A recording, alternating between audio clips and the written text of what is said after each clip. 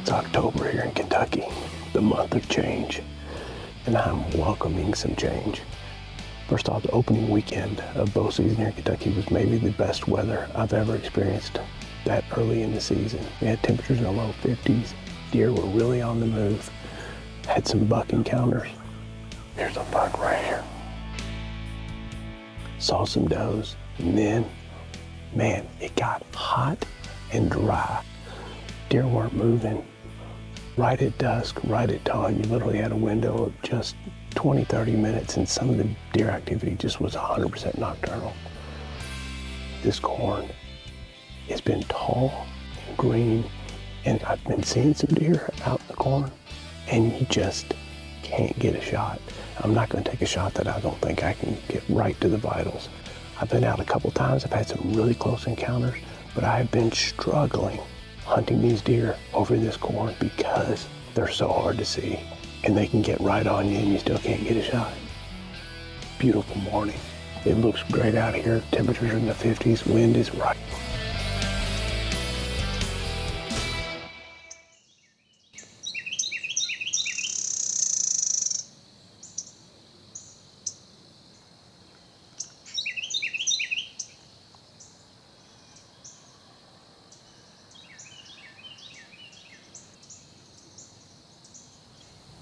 Oh, I think some does coming through the corn.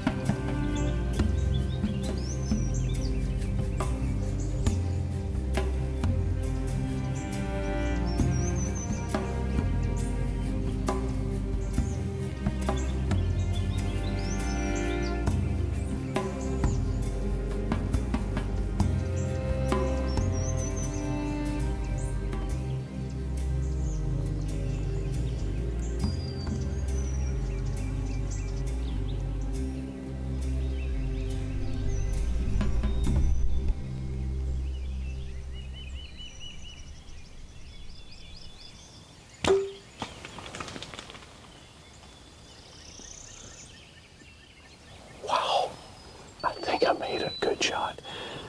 Man, it is still right there at dawn.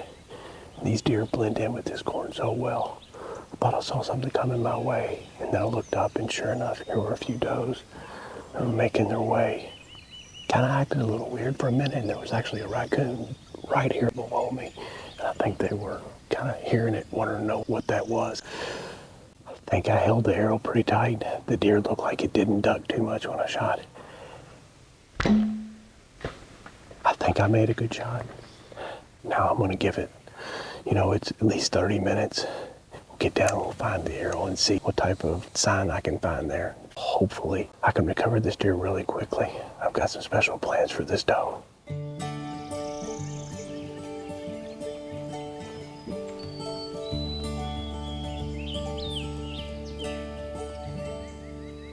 I'll tell you what, while I'm out here looking for my arrow, I'm noticing a lot of stalks of corn that are already stripped. If you come here, look at all these.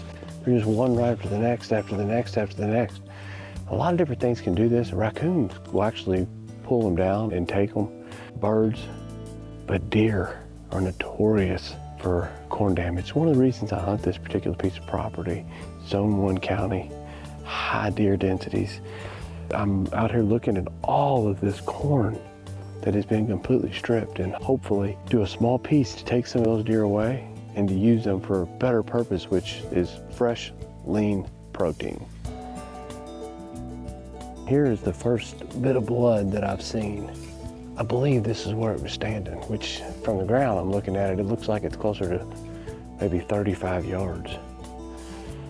Let's see if there's more blood. Oh, there's my arrow right there. That looks pretty good. I've got a really good trail of blood going right into the woods, right where I saw her run in. So I don't think this is gonna be a real tough tracking job. Went this way. Oh, there she is right here. Well, here's this deer. I'm super excited to be able to take this doe. This hunt really all started back at the state fair. And I ran into one of the presidents or the organizers of Hunters for the Hungry. And he had told me that they were really lucky this year that they had gotten a significant amount of funding to process deer. And I told him then, I said, I'll tell you what, I'm gonna make a pledge to you guys that in the early archery season, I'm gonna try to bring a deer in for Hunters for the Hungry. The way the Hunters for the Hungry works is that individuals make donations, a lot of organizations make donations. That money gets spread across the state to deer processors that are willing to take part in the program. I wanted to bring something that I knew that we were going to get 40 pounds of meat or so, because what they do, Hunters for the Hungry, they bring this back into the local communities. Lean, clean protein. So I'm going to get this deer loaded up and get it off to the processor. Hopefully before the holidays, all this protein is on the table somewhere in one of these food pantries being put to good use.